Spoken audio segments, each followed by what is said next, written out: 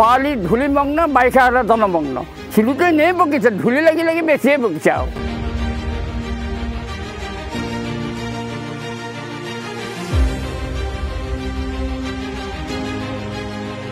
বেলেগ জেগাত বহুত উন্নয়ন হৈছে আমাৰ আশে পাশে ভোগপুৰ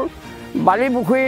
কমলপুৰ মধুপুৰ মাজত আমি কিয় থাকি গ'লোঁ আপোনালোকে ৰাস্তাটো বনাওক ভোট দিয়া সময়ত আমি বিচাৰি ভোট দিম আপোনালোকে বিচাৰিব নালাগে ৰাস্তাটো বনাওক আমি কিমান শাস্তি ভুগি থাকিম বাৰু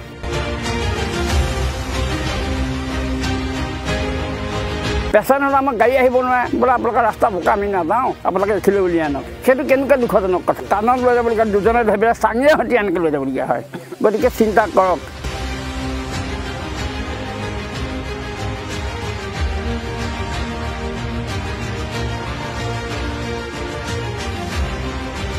আমাৰ মধুপুৰ গড়কাপ্তানি ৰাস্তাৰ পৰা মাধৱপুৰ ৰামপুৰ ভৰপুৰ হৈ যিটো সংযোগী পথ আছে আজি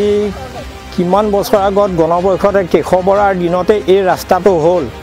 কিন্তু তেখেতৰ দিনতে যি শিল বালি পৰিছিল আৰু সেয়া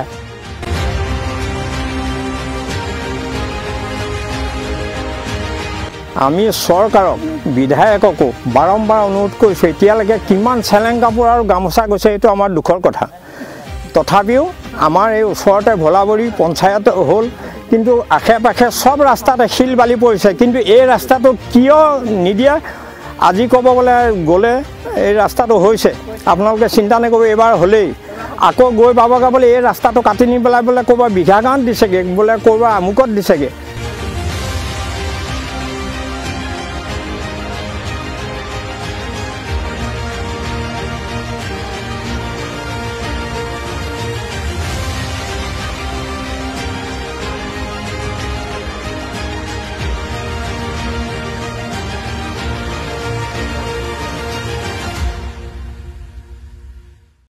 আমাৰ বিবিয়া বিধানসভা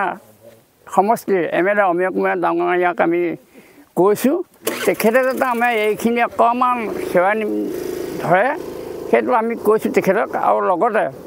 আমাৰ হিমন্ত বিশ্ব শৰ্মা ডাঙৰীয়াকো আমি এই নিউজ লাইভৰ চেনেলেদি আমি কথাখিনি কৈছোঁ অকণমান আমাক সেৱা কৰকচোন আমি কিমান শাস্তি ভুগি থাকিম বাৰু নে বেকগ্ৰাউণ্ডত কিবা আছে নেকি আকৌ ৰাস্তাটোৰ বিষয় লৈ বাৰিষা হ'লে আমাৰ একাঠো বোকা ল'ৰা ছোৱালী স্কুলত অহা যোৱা বহুত সমস্যা সৰু গাড়ী এখন যাব লাগে মাজত ধৰি মানুহ আকৌ ঠেলাঠেলি কৰিব লাগে সেইটো আমাৰ কাম নেকি বাৰু কোনোবাই গাড়ী নিব আমি বাৰে পেটি ঠেলি থাকিব লাগিব ৰাস্তাটো ইমান বেয়া গতিকে অকণমান দয়া কৰকচোন খৰালি ধূলিমগ্ন বাৰিষা হ'লে জনমগ্ন এইটো আমাৰ মানুহৰ শিলুটোৱে নেই বকিছে ধূলি লাগি লাগি বেছিয়ে বকিছে আৰু গতিকে এইটো এটা দুখৰ কথা 400মান মানুহ আছে মানুহখিনি যিমান শাস্তি হয় এখন মটৰচাইকেল যাব নোৱাৰে বাৰিষা হ'লে বৰষুণ চাইকেলে যাব নোৱাৰে মটৰচাইকেলটো পাছৰ কথা আমি নিজৰ পথৰ ৰাইজৰ পৰা পইচা তুলি পেলাই এই ৰাস্তাটো যে অকণমান ভাল দেখিছে দৌৰবাঙৰ পৰা শিল বালি আনি আমাৰ গাঁঠিৰ ধন ভাঙি পেলাই এই ৰাস্তাটো ল'ৰা ছোৱালীবিলাক স্কুললৈ যাব পৰা অকণমান পথৰ ব্যৱস্থা কৰি দিয়া হৈছে গতিকে আমি চৰকাৰক বিধায়ককো বাৰম্বাৰ অনুৰোধ কৰিছোঁ এতিয়ালৈকে কিমান চেলেং কাপোৰ আৰু গামোচা গৈছে এইটো আমাৰ দুখৰ কথা গতিকে আমাৰ এই অঞ্চলটো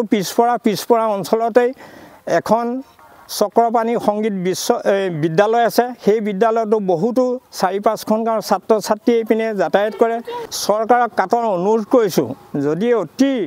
পলমে পঞ্চায়তৰ আগত এই ৰাস্তাটো যদি কোনো ব্যৱস্থা নলয় আমি পুনৰবাৰ জংকী আন্দোলনৰ ব্যৱস্থা কৰিম আৰু পঞ্চায়ত হওক বিধানসভাৰ ইলেকশ্যনেই হওক আমাৰ এই 4খন গাঁৱে বৰ্জন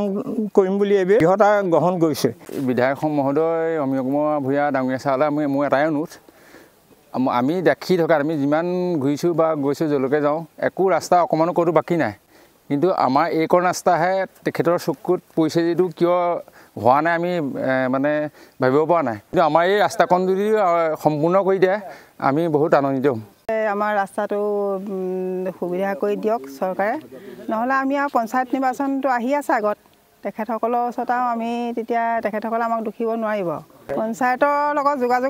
যোগাযোগটো আগতে কৰা হৈছিলে কিন্তু এতিয়া বিধায়ক মহোদয়ৰ ওচৰতো দুবাৰ তিনিবাৰ আমাৰ গাঁৱৰ ৰাইজ গৈ পেলাই নি দৰখাস্ত দিছে এতিয়া প্ৰতিবাৰ হেতুৱে জনায় যে ৰাস্তাটো হ'ব কিন্তু ৰাস্তাটো দেখোন এতিয়া এবাৰো নহয়